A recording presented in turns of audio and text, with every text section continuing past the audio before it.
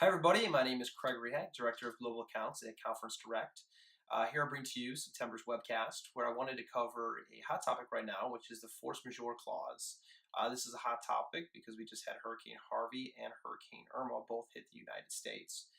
So when a hurricane is headed, or a natural disaster of any sort, force majeure clause comes into play. There are a lot of groups that have to cancel their meeting and or move it to another part of the country.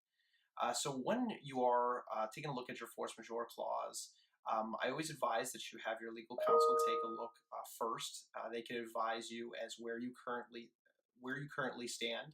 So when you're speaking with a hotel, you know sort of where the line in the sand is drawn. I do say as soon after you speak with your legal advice, do contact the hotel. If you think that the force majeure clause is going to come into play, it is always good to have that conversation, see where the hotel stands, see if the hotel wants to go ahead and enforce it, if the hotel is not going to allow you to use it because they feel that their hotel is not in a direct path or their hotel is not going to be affected. So it is good to have that conversation. So I always do say legal counsel first, then contact the hotel.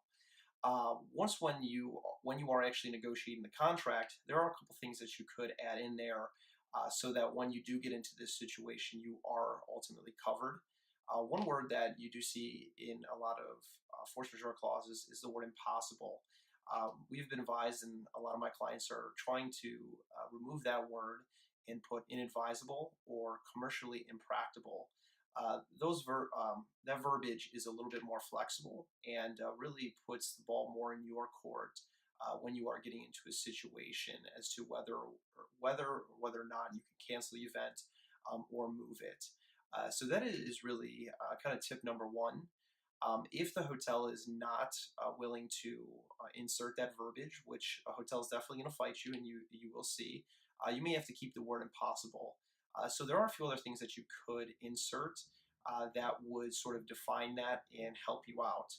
One of the things is putting a percentage on the curtailment of transportation. Usually you see 40 to 50% in our standard agreements, which is a relatively fair number. Basically meaning that if 40 or 50% of your attendees cannot travel to the event, then the force majeure would come into play.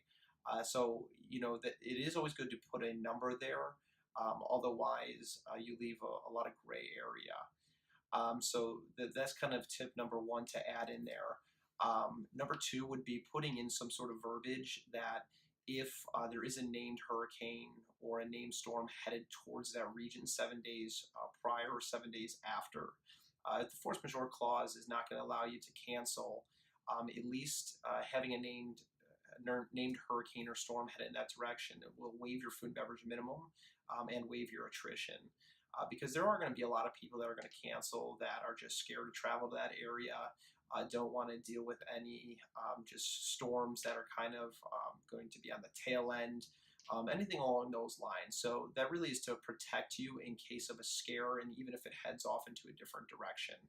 So that's kind of tip number two, putting some sort of verbiage there to protect you, even if you are holding the event that due to decrease in attendance, you are protected.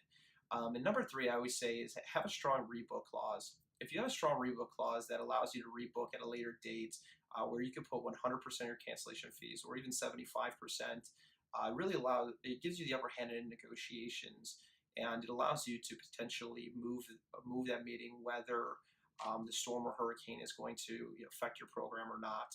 I had a group that had a strong rebook clause for Hurricane Irma. The event wasn't going to be until 3 weeks after, but since they were able to cancel it and put 100% of the fees forward, they went ahead and just canceled it right upright and moved it to later October, and preserved all of those fees, and didn't even have to negotiate or worry about whether the force majeure actually would come into play. So those are just some tips and tricks and some things to think about when you are negotiating your force majeure, and if you currently already have a contract in place, when talking to a hotel and sort of seeing where you stand. If you have any questions or any concerns, always feel free to reach out to me. I am not a legal counsel, so I can't give you legal advice, but I can help with the business terms of the contract and really help make sure that your organization is in their best standing. As your trusted advisor, I'm always here, and please let me know if you need anything.